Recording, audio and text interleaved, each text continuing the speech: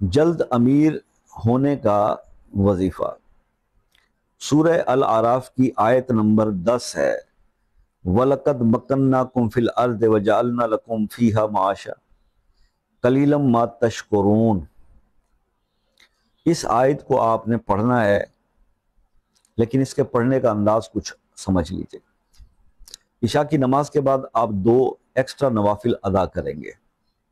برائے حاجت، اور اس میں ہر نفل کے اندر ہر رکعت میں آپ سورہ فاتحہ کے بعد سورہ اخلاص 11 بار پڑھیں گے۔ یہ کر کے سلام پھیرنے کے بعد آپ نے اس والی آیت کو اول آخر 3 بار درود ابراہیمی 153 ٹائمز، ایک تو 153 بار اس کو پڑھنا ہے آپ نے، اور پھر آخر میں پھر 3 بار درود ابراہیمی، اور یہ کم از کم آپ 21 دن تک پرفارم کریں، اور پھر اس کے بعد اپنی اسیسمنٹ کریں کہ آپ آج کہاں کھڑے ہوئے ہیں اور 21 دن کے بعد آپ